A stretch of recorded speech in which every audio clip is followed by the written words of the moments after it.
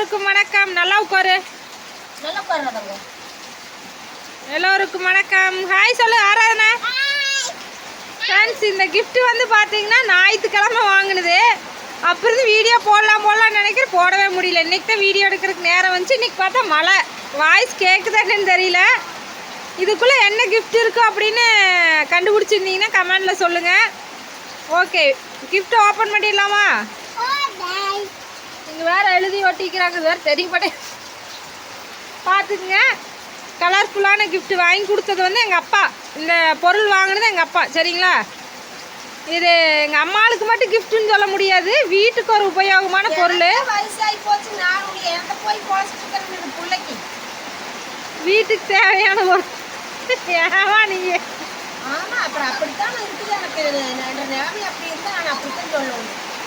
யாரை பார்த்தாலும் கல்யாணம் ஆகி வந்தவளா நானே வயசானவோ நீங்க வச்சு வாழுங்க. நீங்க உங்களுக்கு தேவையானது இதெல்லாம்.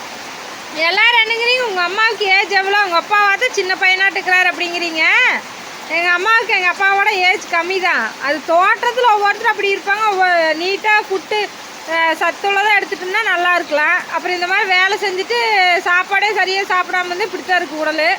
அதனால் அதை வச்சு கணிக்காதீங்க. உண்மையாலுமே வந்து தினசரி 3 வேளையெல்லாம் சாப்பிட்றதே இல்லைங்க.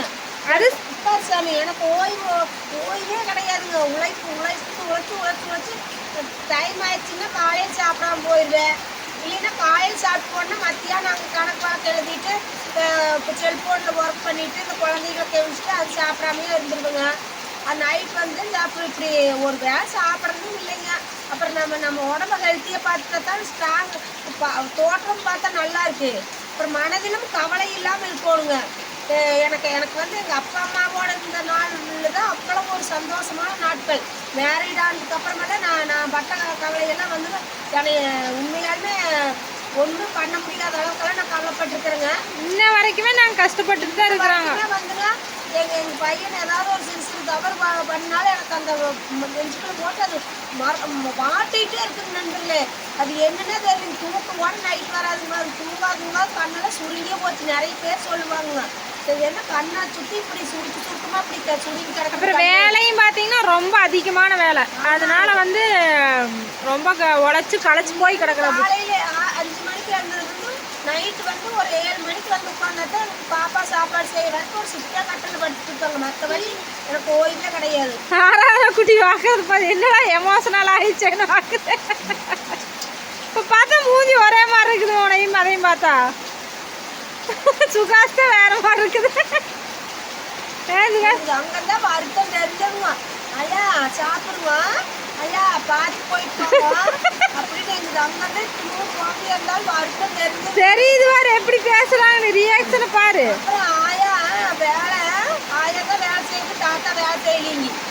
ஆமா, அப்புறம் அம்மா செய்து அப்பா செய்யல அப்படிங்க.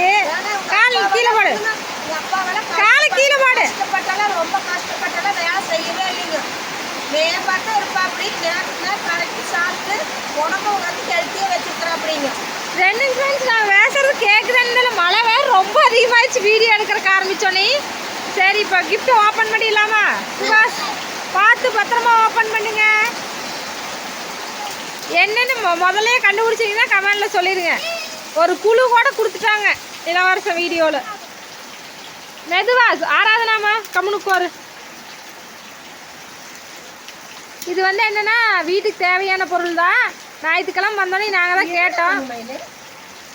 நான் வந்து இருக்கிறதவே ரெடி பண்ணிக்கலாம் அப்படின்னு சொல்லி சொன்னேன். எங்கள் அம்மா சரி புதுசாகவே வாங்கிட்டு வந்துடுற அப்படின்னு சொன்னதுனால எங்கள் அப்பா புதுசாகவே வாங்கிட்டு வந்துட்டேன் அப்படி. அதனால் எங்கள் அம்மாவுக்கு கிஃப்ட்டு, எங்கள் அம்மாவுக்கு கிஃப்ட்டுன்னு நாங்கள் சொல்லிட்டு இருக்கிறோம். எனக்கெல்லாம் இல்லைங்க இது வீட்டுக்கு. நான் நல்லா எத்தனையோ பட்டு கல்லில் எங்கள் பேரம் பிறந்த வரவங்க கல்லில் அரிசி ஆட்டிகிட்டு இருந்தேன். அங்கே போய் மடிச்சு சுபாஷ் ஒரு 2 வயசு குழந்தையெல்லாம் டெய்லி 3/4 படி அரிசி போட்டு கல்லில் ஆட்டுவேன். பாருங்க, மிக்ஸி தான் வாங்கியிருக்கிறோம். பார்த்தோன்னே கண்டுபிடிச்சிருப்பீங்க. அரைக்கவே முடியலைங்க நண்பர்களே, எதுவுமே அரைக்கவே முடியலைங்க, கெட்டு போச்சு. உட்காருங்க, கட் பண்ணிட்டு கத்தி எடுத்து கொடுக்க. கத்தி எல்லாம் வேண்டாம், கத்தி வேணாம், வச்சிரு. நாங்கள் இன்னும் ஓப்பன் பண்ணியே பார்க்கவே இல்லைங்க ஃப்ரெண்ட்ஸ். இந்த கிஃப்ட் பேப்பர் ஒட்டின ஐடியாவெல்லாம் காயத்ரி மேடம் ஐடியா. சின்ன சாருங்க. 3 ஜார் தான் கொடுத்துருப்பாங்க. பிரீத்தி எப்போ இல்லைங்க, பிரீத்தி க்ரௌனுங்க. பிரீத்தி க்ரௌன் நல்லதான்னு சொல்லுங்க. இதுதான் இளவரசன் வச்சிருந்தது முதல்ல. அது பட்டர்ஃப்ளை இதே மாதிரி. ஆஹா, அது பட்டர்ஃப்ளை 3 ஜாரா?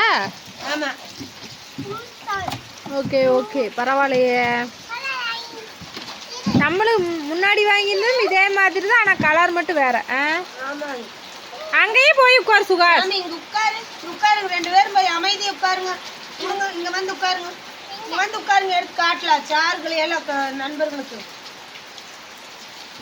இது என்னது, நம்ம குட்டி ஜார் எப்பவும் போல சாமி.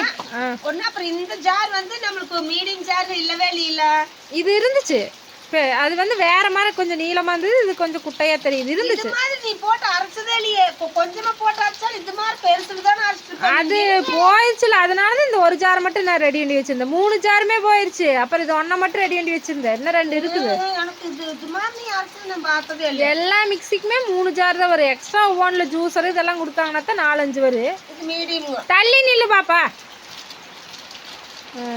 அது ரேட் எவ்வளோ போட்டுருக்கு. நம்ம அப்போ வாங்கினப்போ 3500 என்னமோ சொன்னார் இவங்க அப்பா. அப்போ சுகாஸ் குழந்தைய இருக்கும்போது வாங்கினோம். சுகாஸுக்காகவே வாங்கினோம். ஏமா அது எங்களுக்காக வாங்கல, சுகாஸுக்காக. 199 ரூபா போட்டுருக்குது. ஏதோ 3800 இந்த மாதிரி தான் ஆயிருந்துருக்கு. ஒரு சில கடைகள் அப்படியே கொடுக்குறாங்க, ஃபிக்ஸ்டு ரேட்டுங்கிறாங்க. அதான் அப்புறம் இத்தனை வருஷம் ஆயிடுச்சு. அதான் வருஷத்துக்கு 100 ஏற்றிட்டாங்க போல. வருஷத்துக்கு 100 ஏற்றிட்டாங்க போலக்குது. இது இது அத்தனை கூட கொஞ்சம் சின்னதானா குட்டியா இருக்குது. அது எவ்வளோ பெருசு ஜாரு. பழைய ஜார் எடு சுகர். உட்காரு வாப்பா. அது எல்லாம் எடுத்து காட்டியா சுற்று அப்படியே உள்ளே போட்டு வை. அப்படியே உள்ளே போட்டு அங்கதான் இருக்கும் பாரு விலைக்கு வச்சது. பழைய ஜார் இல்லையே சாமி, விலைக்கு வச்சிருந்தாங்க. சரி பரவாயில்ல விடு, இல்லைன்னா பரவாயில்ல விடு, எல்லாம் களைச்சிடாது. அது எவ்வளோ பெருசுன்னு பாருங்க. அடை வை. இது சிறுசு வாப்பா. ஆமா, இது அதே மீடியம் ஜார். கொஞ்சம் அகலமா இருக்குது, இது கொஞ்சம் அகலம் கம்மியா இருக்குது. அகலம் ரொம்ப. இது அகலமே இல்லைங்க, குட்டியா நீ இருக்குதுங்க. கீழே ரொம்ப அகலமே இல்லை.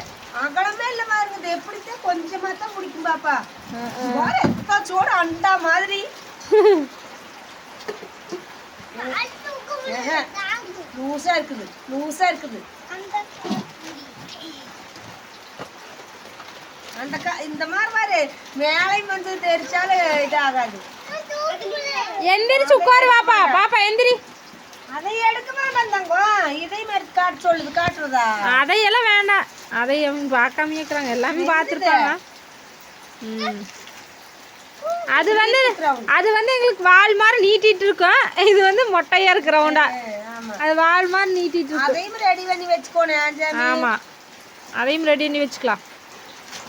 ஓகே, இந்த கிஃப்ட் தான் உங்களுக்கு நான் சொன்னது. எப்படி இருக்குது அப்படின்னு சொல்லி சொல்லுங்கள். வீட்டுக்கு உபயோகமாக வாங்கியிருக்கிறோம். அது நாங்கள் ஒன்றுமே முடியாத கட்டத்துக்கு தான் வாங்குறது. அதை கூட டக்கு டக்குன்னு வாங்க மாட்டோம். அப்படி ஒரு சேமிப்பு நாங்கள்.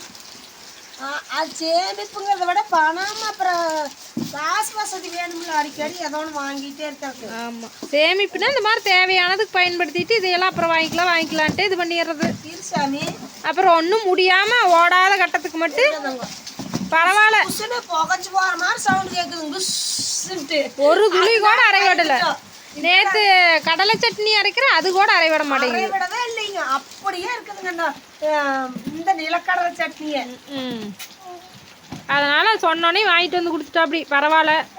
அடுத்தது கிரைண்டரும் ஒன்று வாங்கி கொடுத்துட்டாங்கன்னா ஏதோ ஒரு நாளைக்கு வந்தாலும் அப்புறம் சாப்பிட்றதுக்கு ஆக்கி வச்சதானா அதுக்கு. ஓகேங்க ஃப்ரெண்ட்ஸ், அடுத்த ஒரு வீடியோவில் பார்க்கலாமா? பாய் சொல்லிடு ஆராதனா. வணக்கம் நண்பர்களே. வணக்கம் சுகாஸ். பாய் சொல்லு சாமி. பாய் சொல்லிவிடாதாங்க. இன்னைக்கு கொண்டு வீட்டுக்குள்ள ஒரு ஓரமாக வச்சிடலாம்.